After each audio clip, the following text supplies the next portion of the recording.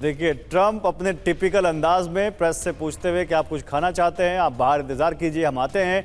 लेकिन यहां पर आप देखिए, ट्रंप की कैबिनेट के दो बड़े किरदार यहां पर दिख रहे हैं। इनफैक्ट तीन किरदार हमें दिख रहे हैं। मार्को रूबियो उनके बगल में बैठे हैं, राइट साइड, लेफ्ट साइड पीट हेग्सेट बैठे हैं, उनके रक्षा मंत्री स्टीव विटकॉफ वहां पर बैठे हैं उनके साथ। तो ट्रंप पूरा मूड बना के आए हैं कि एम्बेसडर वोरा की आज तय करना है कि क्या करना है। वो ये बताने आए हैं ज़ेलेंस्की को कि तेरा समर्थन खत्म हो गया अमेरिका में। हाँ, जो थोड़ा बहुत तेरे को सोच लगता था कि ये सपोर्ट करेगा, रूबियो करेगा, विटकॉफ करेगा, सब खत्म, सब मेरे साथ हैं, आपके साथ कोई नहीं है। तो भाई पहला ही सवाल पूछा, कहे भूखा है तो कुछ खाना चाहता है? वो क्या जवाब देगा उसका? You want to eat something? He is not, this is not serious sir. ये डिस्कशन मैंने कई देखी है सर।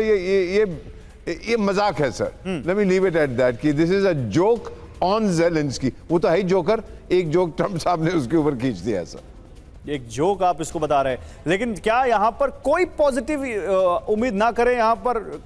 नहीं, एक मिनट काले नहीं, देखिए मैंने पहले ही बोला कि अगर कमिटीज की बात हो रही है तो then it is a positive step, because obviously negotiations जो हैं वो इंपॉर्टेंट और डायरेक्ट मैटर्स पे होने चाहिए। एंड जब आप डायरेक्ट मैटर पे यानी आप किसी इंपॉर्टेंट चीज़ पे नेगोशिएट करते हैं तो उसके बड़े सारे आयाम होते हैं, बहुआयामी चीज़ होती है, तो उसमें छोटी छोटी चीज़ों पे डिस्कशंस होते हैं। And these are matter of fact and these are matter of principle and they have to be reduced in writing. वो राइटिंग में डालने पड़ते हैं, फिर आप डॉक्यूमेंटेशन करेंगे एंड तब जाके वो प्रोसेस आगे। नहीं, लेकिन ट्रंप ने यहाँ ये मान लिया, एक्सेप्ट कर लिया कि मैं 8 जंग खत्म करवा चुका हूं, लेकिन ये यूक्रेन और रूस की जंग खत्म करवाना सबसे मुश्किल है।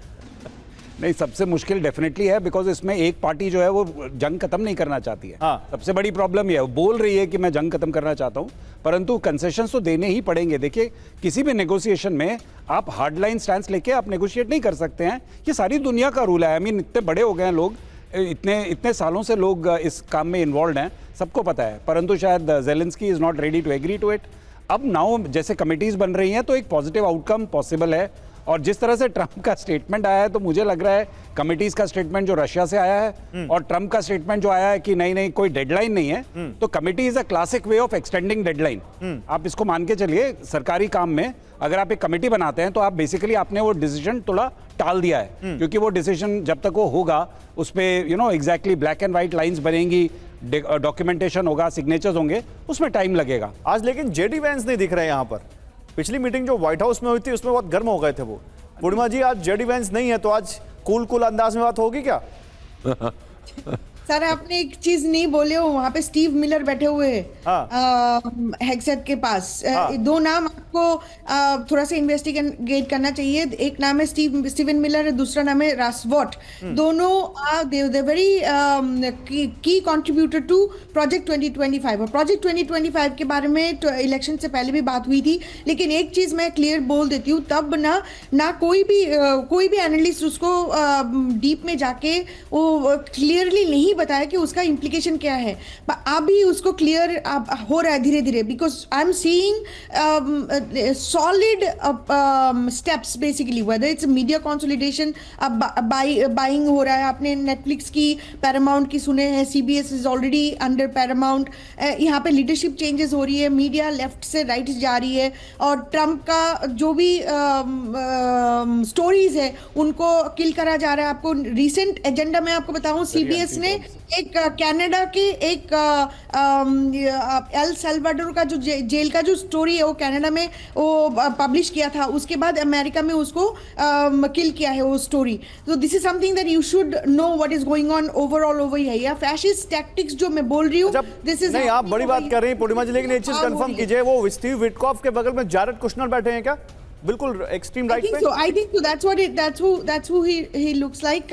I couldn't see it properly. But एक चीज मैं बताऊं गौरव सर, पहले एक मैंने सुना है जो क्वेश्चनिंग हो रही थी मीडिया से अंदर जाने से पहले, वहां पे एक सेंटेंस मैंने सुना था जहां पे उन्होंने बोला था कि व्हाट अ डम question, but I didn't understand the context behind it. कहाँ पे बोले थे, किस लिए बोले थे? तो आप अगर सुने हो आप हमें बताइए। सेकेंड ऑफ ऑल, आपको स्पेसिफिकली मैं वेल्थ के बारे में बताऊं, आज इसी के बारे में बात होगी। और कुशनर, वहां पे मैंने आपको बताया कि कुशनर के बारे में उन्होंने पहले भी बता चुके थे। तो ये वेल्थ डिस्ट्रीब्यूशन की बात होगी और Trump family is going to be involved in it and he is going to make billions out of it, just exactly like Gaza में वो लोग बात कर रहे थे ओशन फ्रंट प्रॉपर्टी। अब वहां पे भी कुशनर का नाम नाम आता है, तो आपको ये वॉर कभी खत्म नहीं होने वाला है कि war is actually profiteering machine. आप तो मिलिट्री इंडस्ट्रियल कॉम्प्लेक्स बोल रहे थे, मैं उसको मिलिट्री इंडस्ट्री कॉम्प्लेक्स नहीं बोलती हूँ, मैं बोलती हूँ war profiteering industry. Actually it's a profit industry है, तो उसी के नाम पे आप बोलिए और एक्चुअली आप अंडरस्टैंड करिए इसका गेम क्या है, गोल क्या है। United State is the final winner in this case. They have won already, arm sales तो ऑलरेडी हो चुकी है, अब मिनरल से कमाएंगे। और आपको पहले भी बता चुकी हूँ कि हमारी एक कांग्रेसमैन है यहाँ पे अटलांटा में, डॉक्टर रिच मैकॉर्मिक, उनका फॉक्स 6 में एक इंटरव्यू आई थी, उसको मैंने शॉर्ट करके मैंने डाला भी था सोशल मीडिया में। उन्होंने स्पेसिफिकली बताया था यूक्रेन का जो रिसोर्सेस है हमारी 7 पीढ़ियों को खिलाएगा। And this is exactly the जड़ यहाँ पे। अब रशिया के पास जाए, यूक्रेन के पास जाए, कोई फर्क नहीं पड़ता, कितने लोग मर रहे कोई फर्क नहीं पड़ता, पीस आए ना आए फर्क नहीं पड़ता। Peace is a propaganda sir यहाँ पे, this is not a ultimate goal. So we have to understand from a perspective of ideology also, इब्राहिमिक आइडियोलॉजी कहाँ लेके जा रहा है यहाँ पे। और दुनिया में जो भी वॉर हुआ है ना, वर्ल्ड वॉर 1 हो, 2 हो, 3 चल रहा है, एक काम करता हूं, अपनी टीम से कहता हूं कि वो जो अभी बात मीडिया से बात की जेलेंस्की को रिसीव करते समय ट्रंप ने, वो दिखा देते हैं एक बार, फिर आते हैं आप लोगों के पास, क्योंकि जेलेंस्की पुतिन समझौता चाहते हैं, ये ट्रंप कह चुके हैं। तो जब दोनों समझौता चाहते हैं तो बात अटकी कहां पे है? आइए देखिए, आज की बैठक बहुत अहम है, ये कहा डोनाल्ड ट्रंप ने। जब वो जेलेंस्की को रिसीव करने आए तब मीडिया से बात करते हुए उन्होंने कहा कि आज की बैठक बहुत अहम है।